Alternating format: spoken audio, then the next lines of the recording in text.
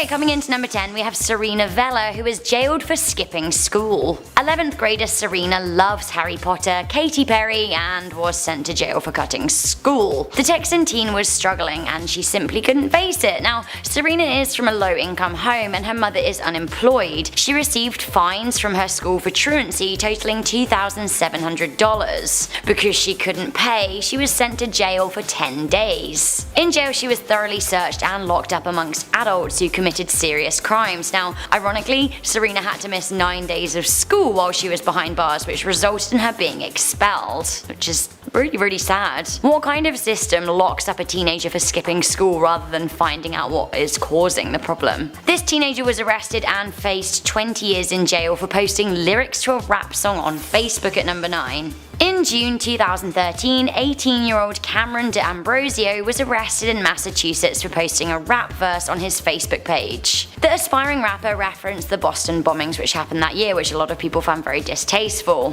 They wrote lyrics that went, F a Boston bombing B, wait till you see that I'ma be famous for rapping and beat every murder charge that comes across me, right? The kid did find fame, but not for rapping, for being thrown in jail for a Facebook post. The teen faced 20 years for making terror threats. Coming in at number 8, we have Gonalo Wilson, who got 10 years for having consensual oral sex with another teenager. In 2005, 17-year-old Gonalo Wilson had consensual oral sex with another teenager at a New Year's Eve party. I guess it happens. The teenage girl was 2 years younger than him at 15 years old. Despite the girl, whose name is protected, repeatedly telling the courts that the act was consensual, Wilson was sentenced to 10 years in jail, which is pretty insane. Legally, as the girl was 15, she couldn't consent. However, provisions could have been taken into account had they had full penetrative sex, but there's no such legislature for oral sex. Luckily for Wilson, he was released after serving 4 years, but honestly, this is insane. Coming in at number 7, we have 20 years for a Daytona teenager. Kay Andrea Cook's sentencing was very dramatic and very sad. This 17-year-old was sentenced to spend the next 2 decades of her life in prison for carjacking and battery. The girl used a dating app to set up a robbery which resulted in her boyfriend shooting a man, who was wounded but didn't die. Kay Andrea was told by her attorney that she wouldn't receive jail time if she pleaded guilty to her part of the involvement in the crime. The video of the girl's sentencing in 2017 went viral as people watched her and her mother break down. Slightly better news for Kay Andrea came in 2018 when a judge amended her super harsh sentence to 11 years. The teen and many others still feel that she was wrongly advised by her defense team in the first place.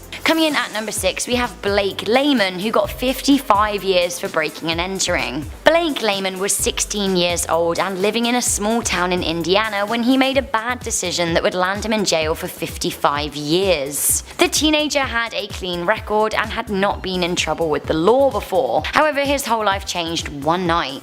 Lehman and a group of slightly older friends, including 21-year-old Danzel Washington, got high and decided on a whim to break into a home. They noticed that their neighbor Rodney Scott's grey truck was missing. They assumed he was out. Assuming the coast was clear, they broke into his house, and although they were unarmed and for all intent and purpose, actually it turned out very badly. It seems that Scott was not out, he was upstairs sleeping and he was awoken by the trespassers. In classic America style, he came downstairs with a shotgun and shot at Lehman and Washington. The older boy died from his injuries. Now, Indiana law protected the shooter, Rodney Scott, from culpability in the murder, and instead the teenage boy was charged with felony murder. All Lehman did was foolishly decide to break into a neighbor's home unarmed, but his friend ended up being killed by the neighbor. The blame then fell on Lehman, who was, if we remember, also shot. He was sentenced to 55 years in a prison cell. Coming in at number 5, we have the teen jailed for life for killing her child predator. Centoya Brown's case is still ongoing and has received a lot of media attention. In 2004, Centoya was served a life sentence aged just 16 for murdering a man in Nashville. Centoya killed a 43-year-old man who'd paid to have sex with her. The teenager's childhood was marked by abuse. She was raped and forced into prostitution. Last year, pop star Rihanna spoke up for Centoya on social media. She shared a text image saying, "Imagine at the age of 16 being sex trafficked by a pimp named Cutthroat. After days of being repeatedly drugged and raped by different men, you were purchased by a 43-year-old child predator who took you to his home to use you for sex. attacks. You end up finding enough courage to fight back and shoot and kill him. You're arrested as a result, tried and convicted as an adult, and sentenced to life in prison. This is the story of Cyntoia Brown. She'll be eligible for parole when she's 69 years old. Now, the last I heard, with the support of major celebrities, she is now facing a parole board.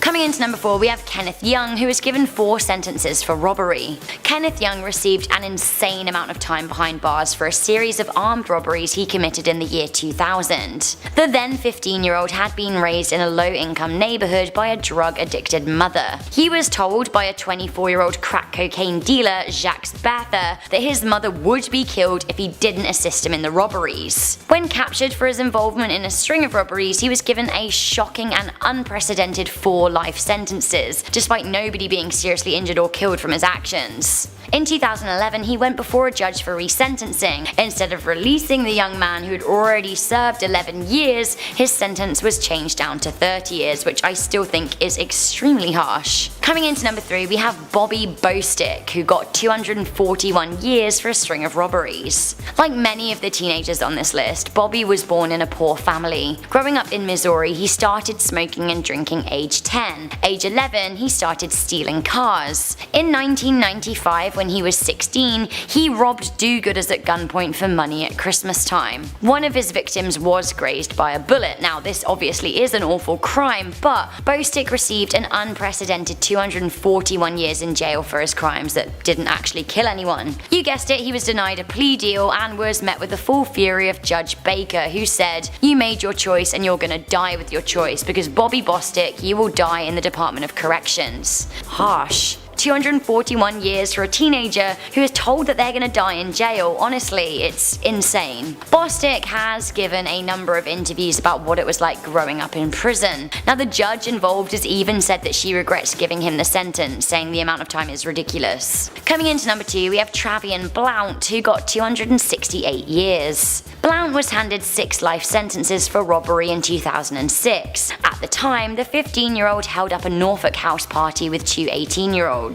Nobody was harmed and no shots were fired. The teens did steal marijuana and cell phones, as well as a small amount of cash. The jury convicted the teen for 49 separate felonies, and Blount argued he wasn't guilty of all of them. He was given 6 life sentences plus 118 years, totaling 268 years, which is outrageously harsh considering that nobody was seriously hurt, let alone killed. Blount fought his case, but his co-defendants got just 14 years as they accepted plea deals, which I think is really unfair. In 2014, he was given a partial pardon with his sentence reduced to 40 years. He still has another 29 years to go, while his co-defendants will be out soon. That's what you get for trying to fight your innocence within a system rooted against you. Finally, at number 1, we have the death penalty given to a girl for killing her rapist. What kind of world are we living in, where a man shoots a kid dead and he gets let off for self-defense even when the kid wasn't armed, and across the world, a different teenager is sentenced to death for killing a man who repeatedly raped her? It goes to show that the justice system in the United States is just as broken as it is in Sudan, a third world country. Amnesty International were fighting for 19-year-old Noura Hussein Haman's life after she was handed the death sentence by a Sudanese court. The teenager was married against her will aged 16. She refused to consummate her marriage, so her husband got his 2 brothers and his cousin involved to hold her down while he raped her. The next day, he tried to rape her again, but she escaped to the kitchen. As he cornered her, she grabbed a knife and stabbed him, fatally wounding him. She's been in a women's prison awaiting death since 2017. In at number 10. Let's talk about Daddy05, who thinks it's funny to prank their kids. I didn't do that! What the hell is that? What the hell is that? What is this? Cody! Tell me! I didn't do that! Tell me what you did! I swear to God, I didn't do that! Both of the parents were in on this prank, and they thought it would be funny to yell at their son, saying, "What the heck did you do? What did you do to the carpet?" The kid was totally distraught, he was freaking out. Well, there are many of these types of emotionally damaging videos on Daddy05's YouTube channel. Well, the couple was found guilty of 2 counts of child neglect. They appeared in court and entered an Alford plea, so they were given a sentence of 5 years of probation. This actually made headline news. Cry hysterically, and the videos racked up millions of views. But the youngest two are Heather Martin's stepchildren. Now their biological mom has come forward, releasing her own video with her lawyer, announcing that Michael and Heather Martin have lost custody and the children are now in her care. I feel really bad for these kids who were just taken advantage of in this situation. They're so young and they don't really know what's going on. Let's move on to number 9. We have Sam Pepper. Sam Pepper has had a very controversial YouTube career. Over the years, he has been accused of rape, sexual assault by multiple women. Sam Pepper is also a prankster who has been seen often in his YouTube videos harassing women on the streets, and most of his videos take place in Los Angeles. And he had a fake arm that looked like his hand was in his pocket, but then with his real hand, he would ask women's questions to distract them and then reach over and grab their butts. Is this real life right now? Why is this even a prank? I don't see where the prank is here. Sam Pepper wasn't the smartest because he filmed himself committing a crime and he uploaded it onto YouTube for everyone to see. Back in 2014, an 18-year-old woman filed an incident report with the Los Angeles Police Department alleging that Sam Pepper raped her. Apparently the evidence wasn't compelling enough, so he wasn't arrested for that. Well, in 2016, Sam Pepper broke into an abandoned building and a police officer drove by and they noticed people inside of it. Sam Pepper took off. He tried to run away from the police, so the officer pulled beside Sam Pepper, and this is what happened. And this cop car just is screeching up behind us. He's got his gun out the window like this, literally like in a movie. He's got his gun out his window like this. He's driving with this hand, gun in this hand.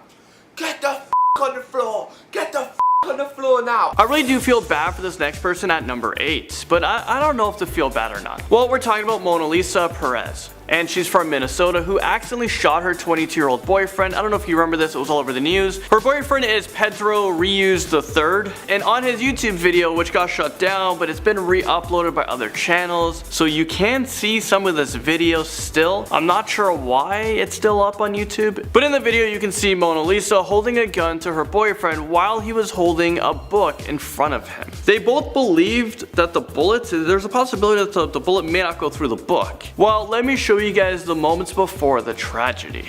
Just want to see if a 50 caliber bullet can go through a book. I just want to see if a 50 caliber bullet can go through a book.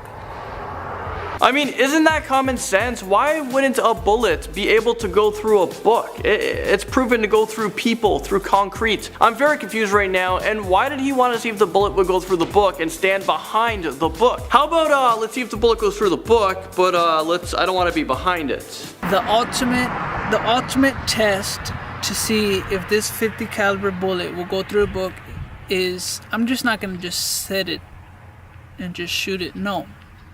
I'm going to stand behind it. Is this real life right now? This is the stupidest, spelled with 4 frickin' O's. I don't know what this guy is thinking, but he knew it was stupid and he did it anyways. Trustworthy person that I trust in this world is my girlfriend, Mona Lisa.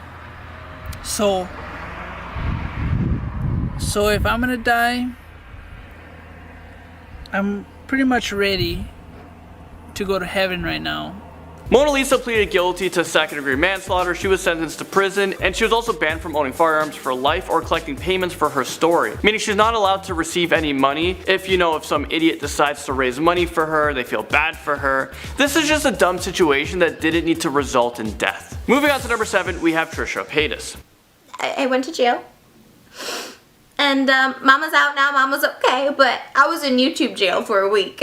Okay, I'm just kidding. She actually wasn't in jail. It was a prank that she played. So actually in number 7, we have Amosi from Singapore, who is a teenage vlogger. Well, in one of his videos, he's talking about how Lee Kuan Yew was dead and he was actually happy about it. Well, who is Lee Kuan Yew? Well, he was the Prime Minister of Singapore. Because of what he was saying in the video, he was arrested and charged. His bail was set at $20,000, and if he's convicted, he could be facing 3 years in jail. This became controversial because people believe in freedom of speech. Not too long ago, NBA star Enes Kanter tweeted out negative things about the Turkish government, and now the Turkish government sent out an arrest warrant, so now he can't even go back to his own country. If he goes, he's gonna have to serve jail time. How much time? I don't know. And it's just because of something he tweeted out. So I guess freedom of speech is there, but you can't really say whatever you want, can you? So is there really freedom of speech these days? I don't know. I'll let you guys decide. Number 6, let's talk about Troll Station. There's 4 members of this channel who was involved in fake robberies, kidnappings, and this all took place in 2015. The channel had almost 1 million subscribers at the time, and they've even done bomb hoaxes as well, which is just so stupid. 20-year-old Enrit, 23-year-old Helder Gomes, 27-year-old Daniel Jarvis, and 29-year-old Ebenezer Menza all pleaded guilty to 2 counts of using threatening, abusive, and insulting words or behaviors with intent to cause fear or provoke unlawful violence. They didn't get much time. I'm pretty sure it was like a month. It was like 4 weeks or something like that. But hopefully with that jail time, it taught them a lesson. It seems like a ton of prank channels have dealt with the law and has been sent to jail. Well, it's time to do it for the Vine. Okay, that is something I haven't heard in such a long time. Well, at number 5, we have Cameron Dallas, who did it for the Vine. Okay, not really. I don't think he did it for the Vine, but he is a Viner. Boom.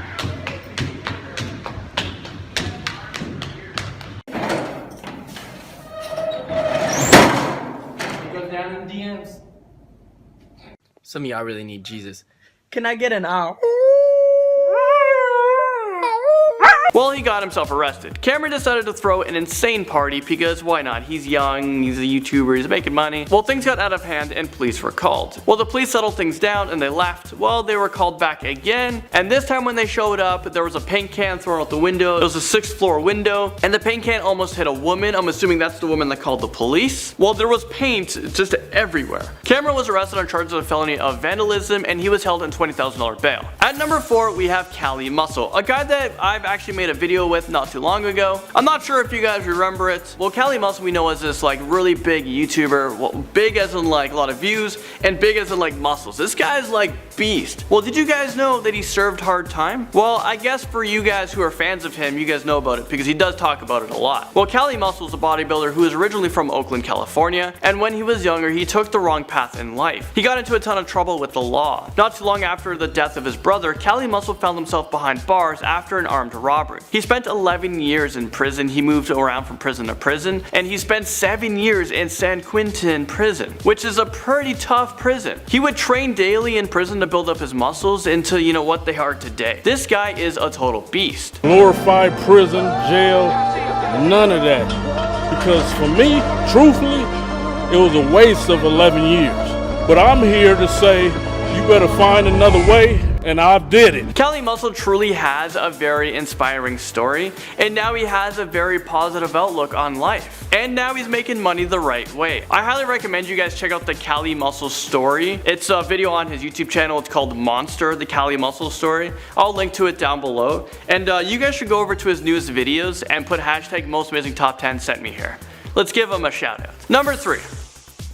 For the first time ever, you're about to hear the 23-year-old confess to Texas Rangers how he killed his parents and older brother in cold blood. I just don't understand how people are capable of doing such a thing. Back in 2012, when Sessler was 23 years old, he murdered his parents and brother before attempting a mass shooting at Waller High School. This is the same high school he attended. This guy's YouTube channel is LensCap Productions. He posts anime, gaming reviews. There were some videos of his brother and his pets. As his YouTube videos went on, he started to introduce guns, first comedy skits and demonstrations. Sessler has confessed to everything, and when he was asked, why did he do it? Why did he kill his family? And he had an answer to that. He said he wanted to spare his family with what he was about to do, which was becoming a school mass shooting. Things are about to get even worse. Number 2, we have school shooter Pekka Erik Avianen. He went by the username on YouTube as Sturmgeist89 and Natural Selector 89. He actually uploaded videos onto his YouTube channel about school shootings and violent acts, including the Columbine High School massacre and the Tokyo subway attack, and even had videos of the bombing during the Iraq invasion. Back on November 7th, 2007, Pekka Avianen entered Jokela High School in Jokela, which is located in a town in Tuusula, Finland. The kid was just 18 years old when he entered the school, armed with a semi-automatic pistol. He killed 8 people, and there was another person who was wounded after they got shot in the toe.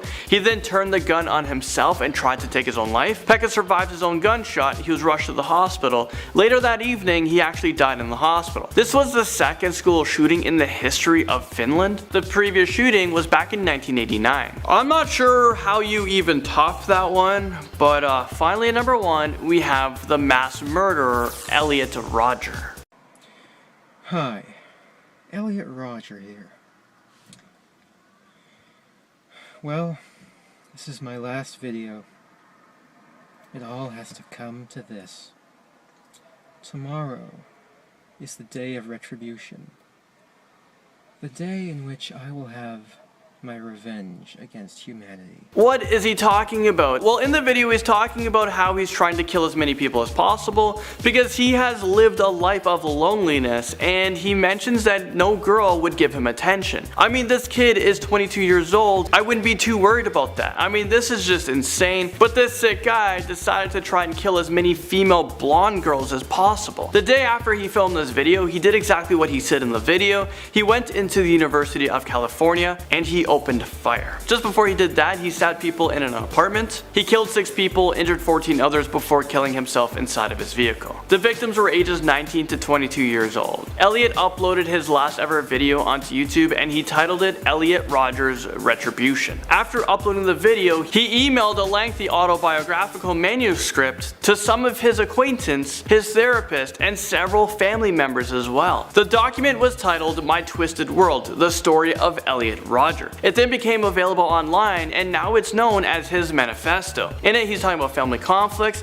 his struggles in life, especially his childhood, and as he grew older, he gained a hatred for women. He didn't like interracial couples. This guy was just sick, simply said. Starting off at number 10, we have Eddie Collins, and this is not to get confused with Eddie Collins, the American baseball player. We're talking about a man who's been locked up for the past 43 years. Eddie was serving time for first-degree murder. Throughout his prison stay, he said, and I quote, "It was a sad situation. It was something I regret and still regret." He was 21 years old, living in Arizona at the time he was locked up. He grew up in the bad part of the city where he was buying drugs with his 17-year-old brother. Well, one day when Eddie and his brother was buying drugs, they got into an altercation, and that's when Eddie pulled out a gun, and you guys know what happens next. Bam, bam, life in jail. Moving into number 9, we're talking about Otis Johnson, who just served 44 years behind bars. Otis went to prison at the age of 25 years old for attempted murder of a police officer. Otis has been locked away since the 70s, and now he's just entered into the modern society of complex technology. It's gonna be a really tough time for him, but he did commit a horrible crime. Back in 1998 was when he lost touch with his family, so he doesn't know anything about them or where they are. He's just alone in the world. When he was released from prison, they gave him his ID back, and they gave him $40. Here you go, spending spree. He is for sure gonna have to renew his ID because I mean he's been locked away for a very long time, and $40 won't actually get you that far. And oh yeah, he also got 2 bus tickets. I mean, where the heck is Otis gonna go? He enters the world as a homeless person. He was released at the age of 69 years old. Most of your life is gone. You've like lived it and it was in jail. You can no longer work, so I'm not sure how he's gonna make a living. Well, I guess that was a decision he should have decided 44 years ago.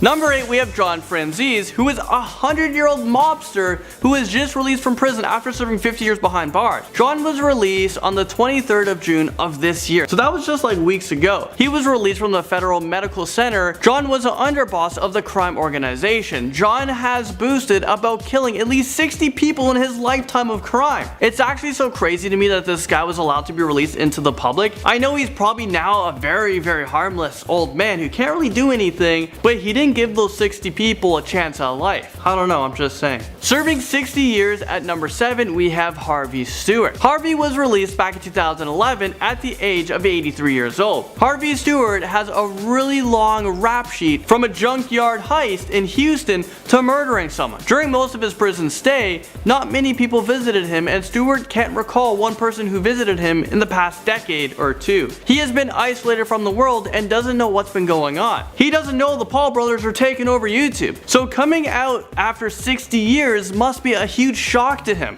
especially this.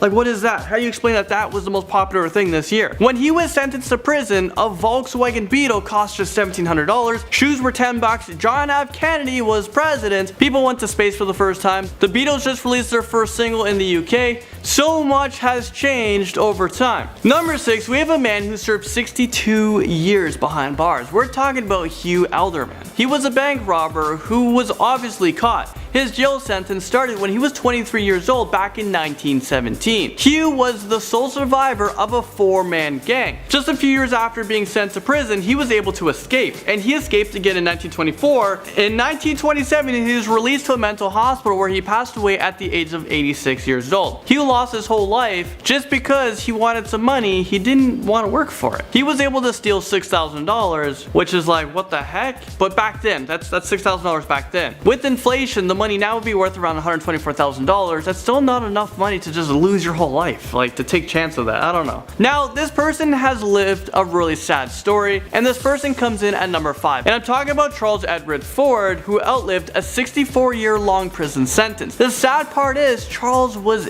innocent. He has served one of the longest sentences as an innocent person. He was actually released from prison just last year. Charles was convicted of murder. Well, here's a little backstory. This took place in the early 50s, and Charles is a black man who appeared in front of an all-white juror in a time where black people didn't have any rights. Charles was just 20 years old at the time, and his life just flashed before him. After 64 years, he was finally released in a nursing center where he's now 86 years old. I mean, this is a really sad situation.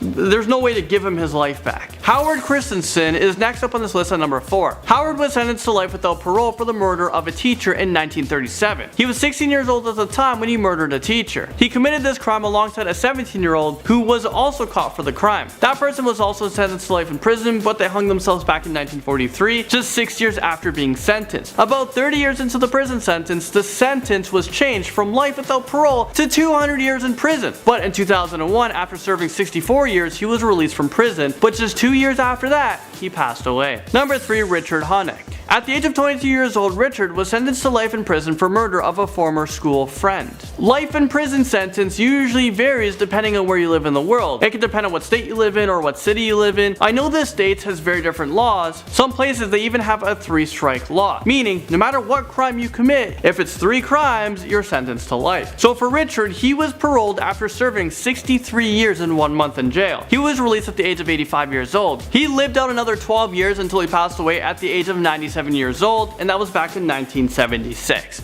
Now at number 2, we have Johnson Van Dyke Grigsby. Johnson was sentenced to prison back in 1908 for murder. Over the years, he was denied parole 33 times before he was finally released at the age of 89 years old because he was deemed not a threat to anyone anymore. He wasn't a threat to society, so let's just release him. He was released in 1974 after serving 66 years, but he actually quickly returned back to prison voluntarily after finding it too difficult to find a job. So he checked himself back into prison for 2 more years. So now at the age of 91 years old, he's finally out of prison for good. And then 10 years after that, at the age of 101 years old, he passed away. I mean, that's a really sad situation when you check yourself back into prison because you don't know any other life. Finally, at number 1, we have Paul Goodell Jr., who is known to have served the longest prison sentence in the United States, possibly the world. He was sentenced to 68 years in a variety of different New York State prisons, and he actually lived to see the day when he was released from prison. That is actually a very rare thing. At the end of his lengthy sentence, he was paroled at the age of 86 years old. Back in 1911, Paul was convicted of second-degree murder at the age of 17 years old. When Paul was paroled, he actually didn't want to leave prison because that was the only life that he knew. But at the end, he decided to leave. So when he left, there was a lot of reporters there, but he said he doesn't want any publicity. He doesn't want to be on the news. He doesn't even care if people know who he is. Paul went on to live in a nursing home before dying at the age of 93 years old, which is about 7 years after being released from prison. This guy only spent about 24 years of his entire life